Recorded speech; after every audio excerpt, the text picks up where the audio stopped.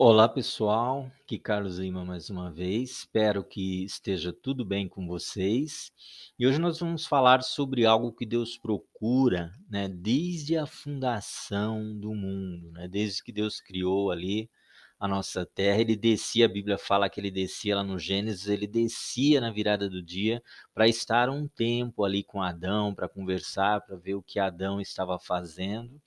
Então Deus separava esse tempo para estar ali com Adão. Então nós vamos falar de algo que ele estava procurando desde quando criou o mundo.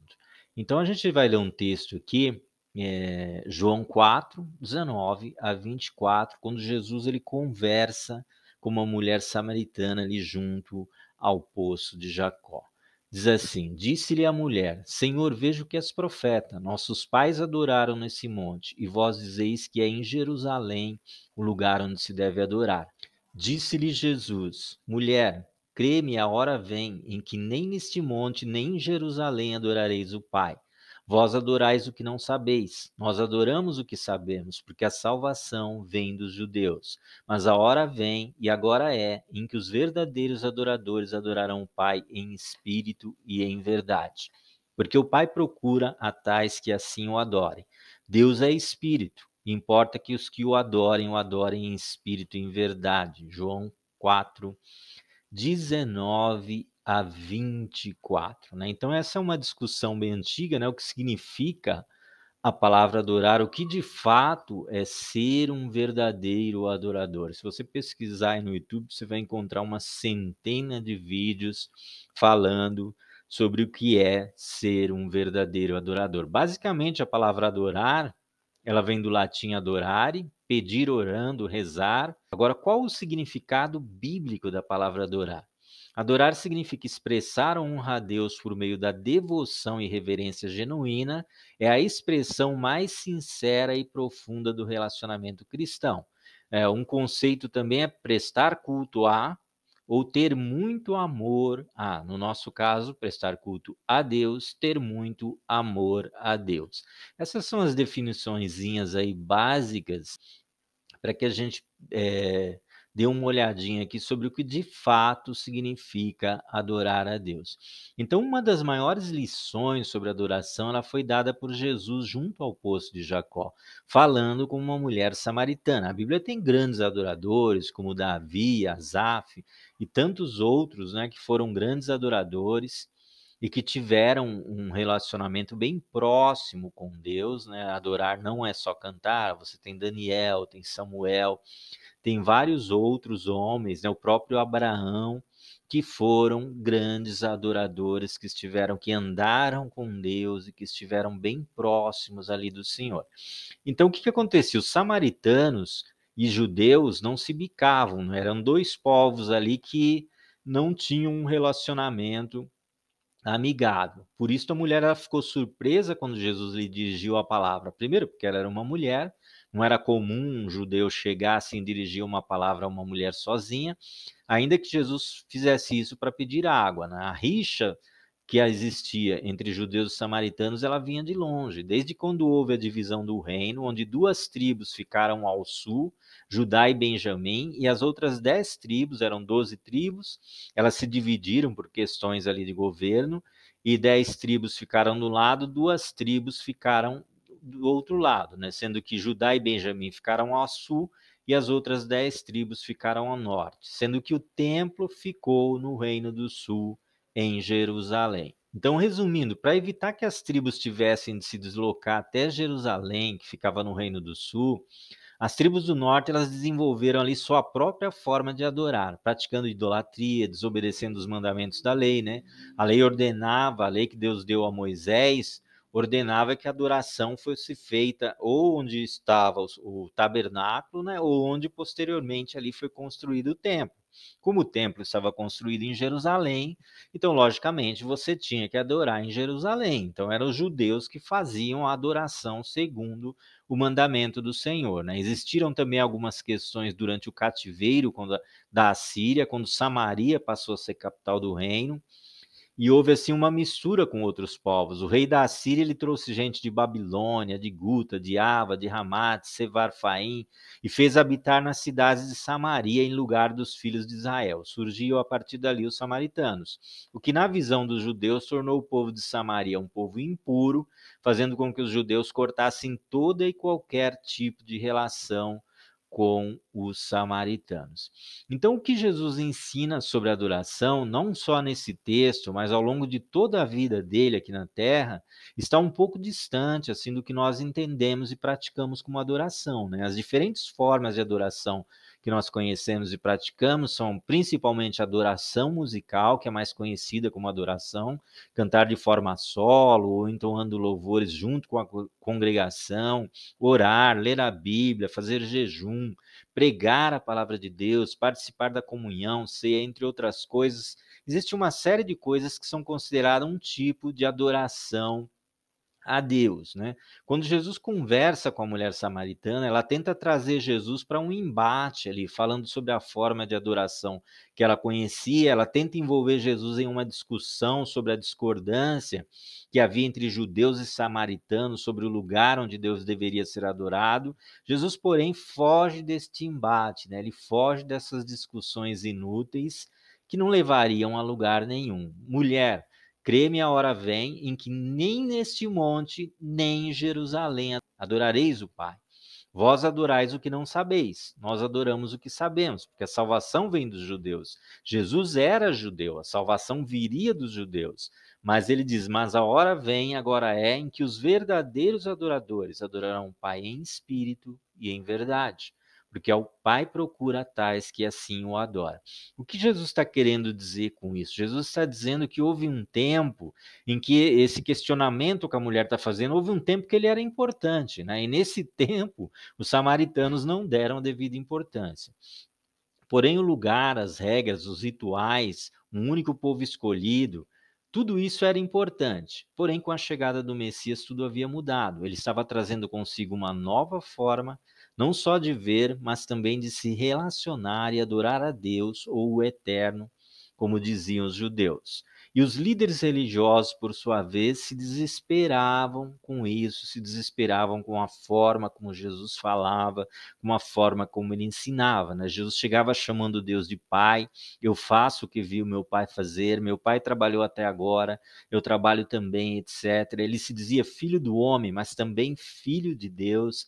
Era tudo muito confuso para a cabeça dos religiosos daquela época, né? Eles estavam acostumados a ver Deus como o Altíssimo, que habita na luz imarcessível, né? Deus era aquele ser intocável que morava lá no céu. Eles iam ler a Torá, eles não colocavam nem a mão no pergaminho, eles tinham um bracinho ali banhado a ouro que eles usavam para percorrer as palavras. Então eles tinham um sentimento diferente, né, da santidade de Deus. Eles não entendiam como Jesus podia ter aquela visão de Deus tão próximo, de Deus como Pai, de Deus como alguém que fazia parte da vida dele, que falava, que estava presente com ele em todos os momentos. E agora Jesus vem e diz que Deus é espírito, que busca verdadeiros adoradores e que ele deve ser adorado em espírito e em verdade. Ou seja, o lugar não importa mais, Jesus está dizendo, nem os ritualismos. Ele era o último sacrifício, portanto, os sacrifícios de animais já não faziam mais sentido. As ofertas têm o seu papel, mas se não forem acompanhadas de uma vida íntegra e reta diante de Deus, baseada no amor a Deus e amor ao próximo, as ofertas também perdem totalmente o seu valor, perdem totalmente o seu significado. Então Deus está trocando todas essas coisas por algo totalmente novo, que na verdade é o que ele queria desde o princípio. Todas essas coisas eram sombras para levar o povo de Deus, através de Jesus Cristo, ao ponto, ao tipo de relacionamento que Deus queria ter com eles desde o começo da criação. Ele quer ter com seus filhos uma vida de amor e relacionamento, confiança e amizade. Isso deve ser alcançado pela comunhão com Deus e com o próximo através do trabalhar do Espírito Santo na nossa mente e no nosso coração, causando assim um crescimento, né, um amadurecimento do nosso homem espiritual ou como diz o apóstolo Paulo, do nosso homem interior. Então, para que possamos adentrar a dimensão onde o Senhor habita, Deus é espírito. E só podemos adorá-lo de fato se o nosso espírito estiver unido ao Espírito de Deus. Então, qual é o conselho bíblico para isso? Enchei-vos do Espírito. A verdadeira adoração ela só pode vir de um alinhamento do nosso espírito com o Espírito de Deus. Não existe outra forma de adorá-lo em espírito. Né? Paulo diz que se alguém não tem o Espírito de Deus, esse tal não é dele. As igrejas acabam criando um grande conflito na alma dos cristãos. A maioria não sabe se deve adorar a Deus no modelo usado pelos judeus, né? Ou pela nova forma apresentada por Jesus Cristo. Acabam tentando misturar as duas coisas, elementos da lei e da graça, tudo junto, tudo misturado, uma confusão tremenda, ficando completamente perdidos entre esses dois tempos distintos que Deus criou, né? Que foram usados, que Deus usou para se relacionar com o seu povo. A Bíblia diz que o quê? Vindo à plenitude dos tempos, Deus enviou o seu filho, nascido de mulher, nascido sobre a lei, para remir os que estavam debaixo da lei. Então, vindo à plenitude dos tempos, Deus enviou Jesus para que ele restabelecesse a possibilidade de ter com Deus aquele relacionamento que Deus queria ter com o homem desde o Jardim do Éden. Quem oferece essa possibilidade a todo aquele que está em Cristo é o Espírito Santo. Através do Espírito Santo, nós podemos nos relacionar com Deus em espírito e, consequentemente, podemos adorá-lo também em espírito. Né? Existe tanta coisa que se fala sobre adoração, gente, mas basicamente é muito simples. Né? É basicamente isso. É o Espírito Santo que nos qualifica e nos ensina a adorar a Deus em espírito. Você precisa ser conduzido em espírito, pelo Espírito de Deus, para a dimensão onde ele está. Não quer dizer que você vai chegar lá na carne, mas o Espírito Santo vai fazer uma ligação entre você e Deus, e você vai poder adorá-lo em espírito.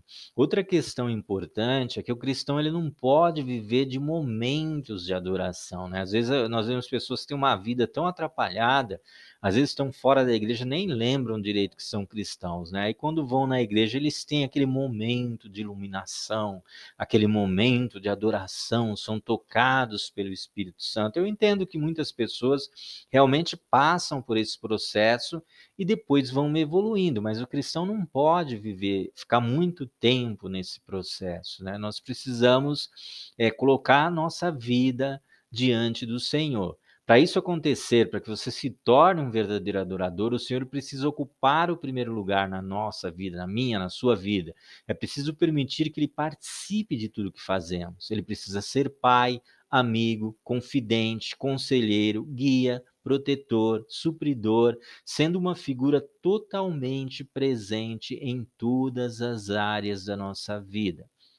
Se você tem áreas da sua vida em que Deus não é bem-vindo, né? Você tem aqueles momentos ali que você sabe que se Deus estivesse ali, ele não ia se agradar de você. O seu espírito está longe de estar unido ao Espírito Santo de Deus e, consequentemente, você não chegou ainda ao estágio de ser um verdadeiro adorador. Jesus ele apresenta dois requisitos necessários para a vida de um adorador: adorar a Deus em espírito e em verdade, né? Nós falamos do adorar em espírito, vou falar um pouquinho mais sobre isso, depois a gente fala em um outro vídeo sobre adorar em verdade. Uma coisa interessante que todo cristão precisa saber, a Bíblia diz que nós somos criados para o louvor da glória de Deus. Né? Você vai encontrar em quase toda a Bíblia, principalmente no livro de Salmos e em outros livros, que nós fomos criados para louvor, para a glória de Deus. Nós somos criados para adorar a Deus.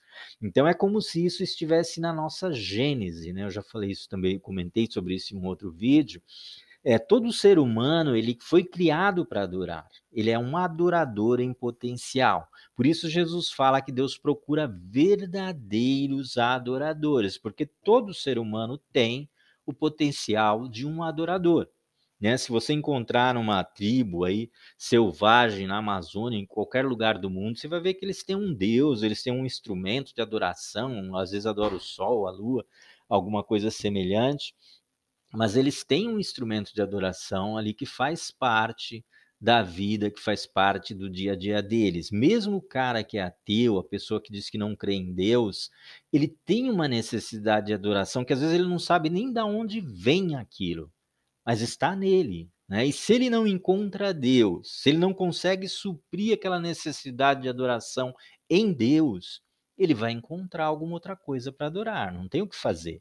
Ele vai achar alguma coisa para adorar. Nós vemos hoje aí torcidas de futebol que elas chegam num nível de verdadeira adoração pelo seu time do coração, né. Tem pessoa que abandona tudo, abandona a família. Eu conheci uma pessoa que largava a esposa grávida, já perto de dar à luz, para viajar, para ir atrás de onde o time do coração ia jogar, era aquela paixão, aquele amor quase alucinado, né. Você pode ser um idólatra com um time de futebol. Não estou dizendo que torcer para um time de futebol é pecado, mas o cristão precisa ter cuidado com esse tipo de adoração, né, para você não colocar algo, né, que você adora à frente do teu amor por Deus, à frente da tua adoração ao Senhor. Você pode sim se tornar uma pessoa idólatra com um time de futebol, com um artista, com uma série de coisas que você pode colocar em primeiro lugar na sua vida e entrar num processo de adoração com aquela pessoa, com aquele ser, com aquele objeto. Então, porque você nasceu para adorar. Você é um adorador em potencial. Então, se essa adoração não se voltar para Deus, não se iluda. Ela vai se voltar para alguma outra coisa e você não tem o que fazer, né? Porque isso faz parte da tua gênese, faz parte da tua criação. Você foi criado para isso. Então, se você não encontrar Deus, você vai encontrar um substituto, você vai encontrar algo para colocar no lugar, né. De repente o cara tem uma coleção de tampinha lá, que ele coleciona todas as tampinhas do mundo, ai de você se pôr a mão, se perder, se estragar uma daquelas tampinhas, né, o cara se tornou um adorador de tampinhas.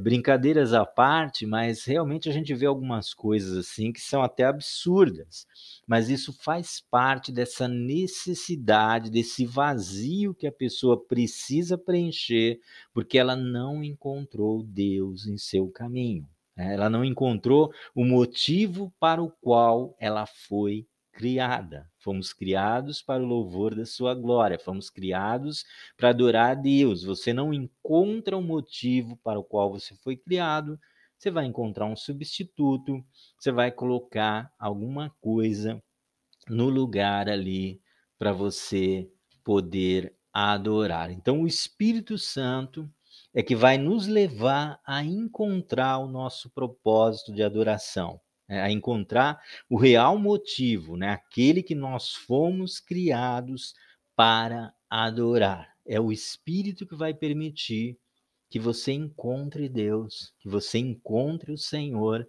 que você encontre o seu verdadeiro caminho de adoração, seja ele qual for, né. Alguns vão encontrar o caminho de adoração através da música, através da oração, através da palavra, mas basicamente você tem que ter uma vida de adoração, é aprender a adorar o Senhor em todos os momentos da sua vida.